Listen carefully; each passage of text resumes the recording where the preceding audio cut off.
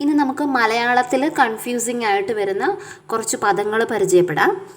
ഉച്ചാരണത്തിലും എഴുത്തിലും സമാനത പുലർത്തുകയും എന്നാൽ അർത്ഥവ്യത്യാസം ഉണ്ടാവുകയും ചെയ്യുന്ന നിരവധി പദങ്ങൾ മലയാള ഭാഷയിലുണ്ട്. അപ്പോൾ നമുക്ക് അങ്ങനെയുള്ള പദങ്ങൾ പരിചയപ്പെടാം. ഒലി, ഒലി ശബ്ദം എന്നാണ് അർത്ഥം. ഒലി ശബ്ദം. എന്നാൽ ഒളി ശോഭ എന്നാണ് അർത്ഥം. ഒലി ശബ്ദം, ഒളി ശോഭ. അടുത്തത് നോക്കാം.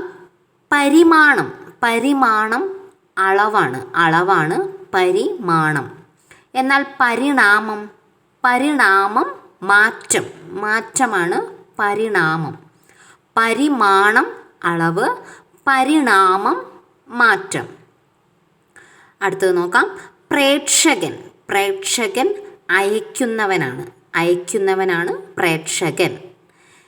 എന്നാൽ പ്രേക്ഷകൻ, പ്രേക്ഷകൻ കാഴ്ചക്കാരൻ. പ്രേക്ഷകൻ അയക്കുന്നവൻ, പ്രേക്ഷകൻ കാഴ്ചക്കാരൻ. അപ്പോൾ അത് ശ്രദ്ധിക്കുക.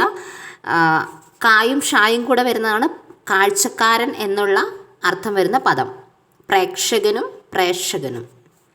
അടുത്തത് നോക്കാം. ഗഗനം, ഗഗനം ആകാശമാണ്, ഗഗനം ആകാശം. എന്നാൽ ഗഹനം, ഗഹനം ദുർഗ്രഹമായ എന്നാണ് അർത്ഥം വരുന്നത്. ഗഗനം ആകാശം, ഗഹനം ദുർഗ്രഹമായ എന്നാണ് അർത്ഥം വരുന്നത്. അടുത്തത് നോക്കാം. ക്ഷതി, ക്ഷതി നാശം, ക്ഷതി നാശം. ക്ഷിതി, ക്ഷിതി ഭൂമി എന്നാണ് അർത്ഥം. ക്ഷതി നാശം, ക്ഷിതി ഭൂമി. അടുത്തത് നോക്കാം. നാഗം, നാഗം സർപ്പം. എന്നാൽ നഖം, നഖം പർവ്വതമാണ്, നഖം പർവ്വതമാണ്.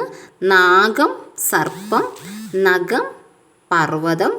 എന്നാൽ നാഗം, നാഗം സ്വർഗമാണ്, സ്വർഗം. നാഗം സ്വർഗം. നാഗം സർപ്പം, നഖം പർവ്വതം, നാഗം സ്വർഗം എന്നാണ് അർത്ഥം. അടുത്തത് നോക്കാം. പ്രഭവം, പ്രഭവം എന്ന് പറഞ്ഞാൽ ഉത്ഭവം എന്നാണ് മീനിങ് വരുന്നത്. പ്രഭവം ഉദ്ഭവം. എന്നാൽ പ്രഭാവം, പ്രഭാവം മഹത്വമാണ്, മഹത്വം. പ്രഭവം ഉത്ഭവം, പ്രഭാവം മഹത്വം. അടുത്തത് നോക്കാം. അതിഥി, അതിഥി വിരുന്നുകാരൻ, അതിഥി വിരുന്നുകാരൻ. എന്നാൽ അതിഥി ദേവമാതാവാണ്, അതിഥി ദേവമാതാവ്. അതിഥി വിരുന്നുകാരൻ, അതിഥി ദേവമാതാവ്.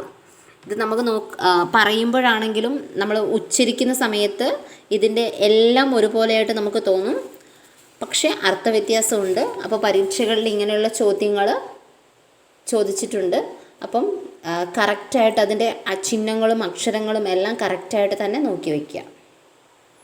ഇനി നമുക്ക് കൺഫ്യൂസിംഗ് ആയിട്ട് വരുന്ന കുറച്ച് അക്ഷര ദിനങ്ങൾ അതേതൊക്കെയാണെന്ന് നോക്കാം.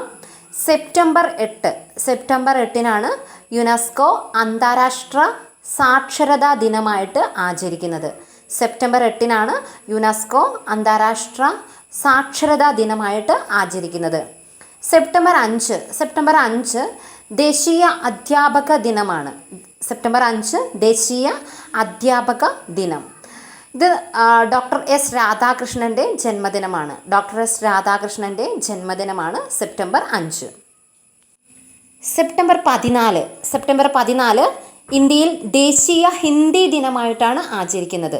സെപ്റ്റംബർ 14 ഇന്ത്യയിൽ ദേശീയ ഹിന്ദി ദിനമായിട്ട് ആചരിക്കുന്നു. ഏപ്രിൽ 23-നാണ് ലോക പുസ്തക ദിനം. ലോക പുസ്തക ദിനം ഏപ്രിൽ 23-ആണ്. ഷേക്സ്പിയറുടെ ജന്മദിനവും ചരമദിനവും ഏപ്രിൽ 23-നാണ്. ഏപ്രിൽ 23 ലോക പുസ്തക ദിനം. ജൂൺ 19, ജൂൺ 19 വായനാ ദിനമാണ്. PN പണിക്കരുടെ ചരമദിനമാണ് നമ്മൾ വായനാ ദിനമായിട്ട് ആചരിക്കുന്നത്. ജൂൺ 19 വായനാ ദിനം. ഇത് നമ്മൾ നോക്കിയത് കേരള PSCയിൽ നമുക്ക് കൺഫ്യൂസിംഗ് ആയിട്ട് വരുന്ന മലയാളത്തിലെ ചില ഭാഗങ്ങളാണ്. അപ്പം അടുത്ത വീഡിയോ ആയിട്ട് വീണ്ടും കാണാം.